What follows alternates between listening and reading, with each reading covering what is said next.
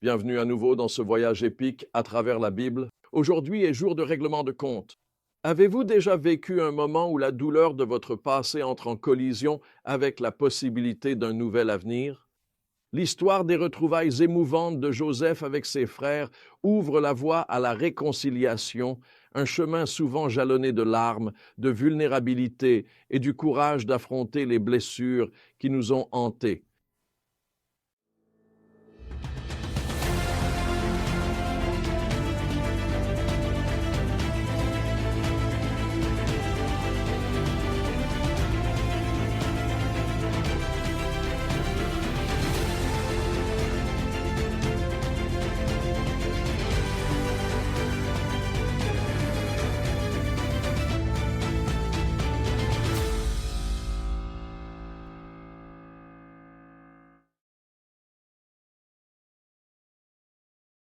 Alors que nous reprenons l'histoire, Joseph a mis en place une épreuve élaborée pour ses frères, en cachant sa coupe d'argent dans le sac de Benjamin. Pour voir comment ils vont réagir, vont-ils abandonner leur plus jeune frère pour sauver leur vie comme ils l'ont fait avec Joseph?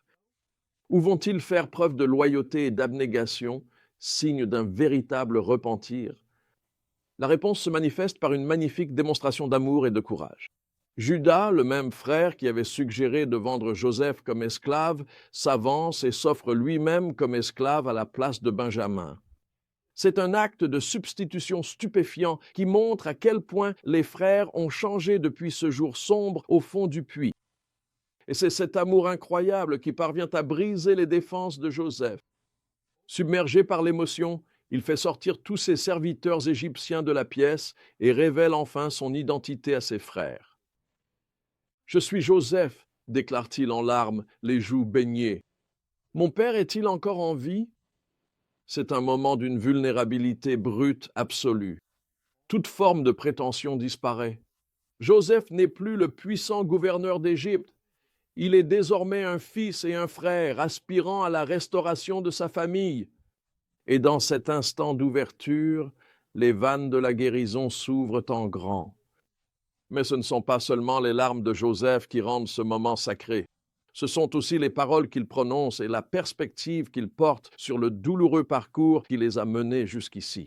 « Ne soyez pas affligés, dit-il à ses frères, et ne vous mettez pas en colère contre vous-même de m'avoir vendu ici, car c'est pour sauver des vies que Dieu m'a envoyé devant vous. » En une seule et unique déclaration particulièrement saisissante, Joseph recompose ainsi tout le récit de sa vie. La trahison, l'esclavage, l'emprisonnement, tout cela faisait partie d'une histoire plus vaste, un drame divin où les pires choix humains étaient tissés dans la tapisserie de la rédemption. La souffrance de Joseph n'était pas dénuée de sens. Elle avait un but, le préparant à devenir une source de subsistance et de salut pour ceux-là même qui avaient infligé de profondes blessures à son cœur. C'est une perspective qui exige une grande foi et une profonde humilité. Regardez ceux qui t'ont fait du tort et voir non seulement leur culpabilité, mais aussi leur place dans la grande histoire de Dieu. C'est véritablement l'œuvre de Dieu dans un cœur profondément transformé par sa grâce. Je le sais par mon parcours, quand la douleur a rencontré le but. Peu après avoir donné ma vie au Christ, ma mère m'a mise à la porte de notre maison. Elle avait grandi dans la pauvreté et la dysfonction, et ses rêves étaient tournée vers la réussite matérielle et le statut social. Quand j'ai accepté mon appel à prêcher l'Évangile, elle l'a vécu comme une trahison de tout ce qu'elle avait espéré. Dans un moment de colère et de déception, elle m'a mis à la rue. Ce fut un coup dévastateur qui m'a laissé sous le choc avec un profond sentiment de rejet.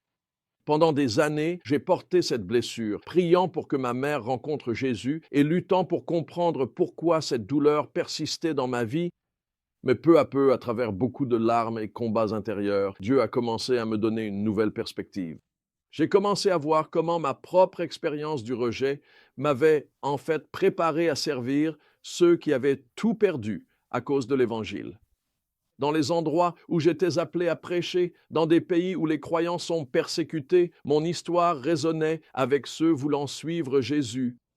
Comme Joseph, j'ai dû apprendre à voir ma souffrance non pas comme quelque chose d'insensé, mais comme une partie de mon histoire voulue par Dieu.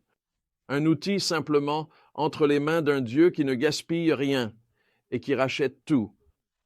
Avec le temps, j'ai regardé avec émerveillement Dieu amener ma mère à Jésus, transformant son cœur et restaurant notre relation d'une manière que je n'aurais jamais pu imaginer. Cette merveilleuse vérité est au cœur de l'histoire de Joseph et l'espérance qui nous porte dans notre marche avec Jésus. Notre Dieu n'est pas seulement un Dieu de seconde chance, mais un Dieu de la rédemption, une rédemption totale. Il prend les morceaux brisés de nos vies et les façonne en quelque chose de beau, quelque chose qui reflète sa bonté et sa grâce. Alors, si tu te trouves dans un lieu de profonde souffrance, apporte cette blessure au pied de la croix. Comme Joseph, tu trouveras le courage d'affronter la douleur, de dire la vérité avec amour et d'ouvrir ton cœur à l'œuvre de guérison du pardon. Ce ne sera vraiment pas facile et cela pourra parfois prendre du temps. Mais tu sais, notre Dieu est un Dieu de réconciliation. Regarde ton histoire à travers le prisme de sa rédemption, en ayant confiance que même tes cicatrices les plus profondes peuvent devenir des marques de sa fidélité. Marche dans l'obéissance même lorsque le chemin n'est pas clair. Souviens-toi que celui qui a écrit ton histoire est fidèle pour te conduire dans son dessein pour ta vie. En Christ, nous ne sommes jamais hors de portée de sa guérison et nos fins sont toujours de nouveaux commencements.